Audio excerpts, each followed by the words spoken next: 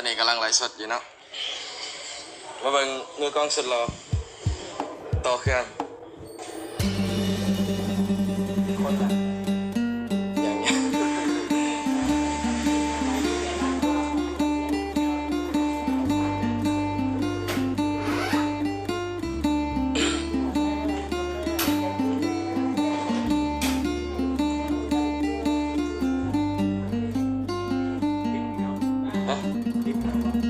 ก็ติดสกอตไว้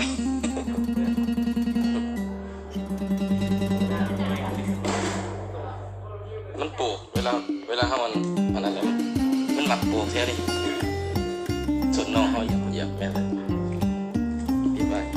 อันนี้ไปมันเลยถือกันเนี่ยคอยมาเอาตีนหมุนอันนี้คอยมาเอาตีนหมุน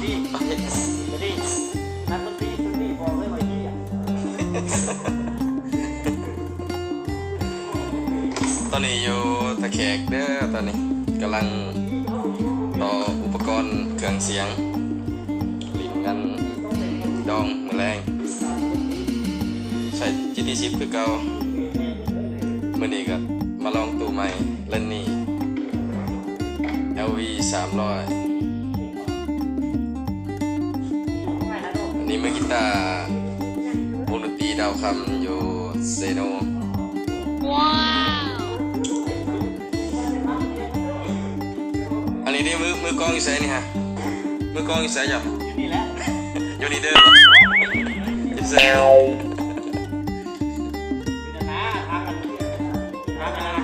ทางไหนทางไปทะเลนะทางไปสนามกีฬานะ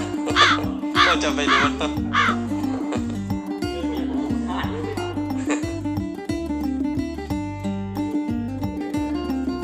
อันนี้ก็มือกล้องคือกันเป็นปะโอ้มันตบกล้องไฟฟ้ามันนี่แรงอลังการเลยแรงจะได้น้องมือเบียดขึ้นไปนั่งสูบยาอยู่ทางนี้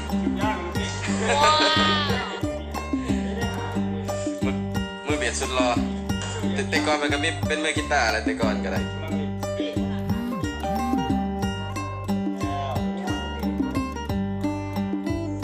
เอ็มเบียดสุดใช่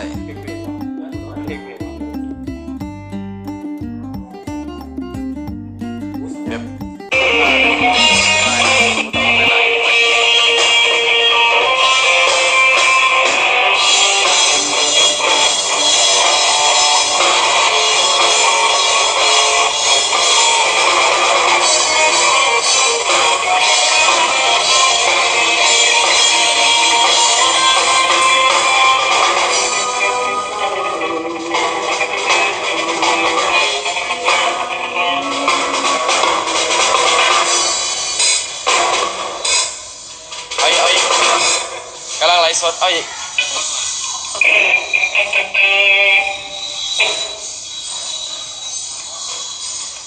จับเสกเอาโซ่อะไรนะ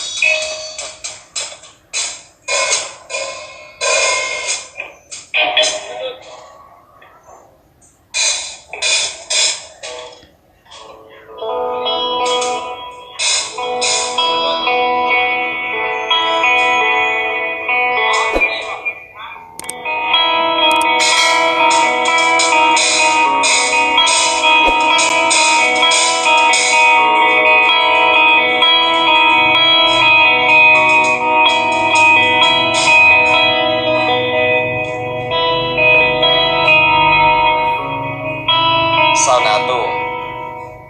ยังไม่ทันเปิดมอนิเตอร์จ้ะ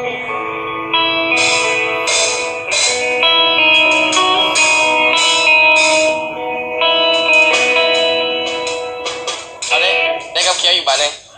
ได้กับเคียวอยู่บ้านหนึ่งสิฟังเสียง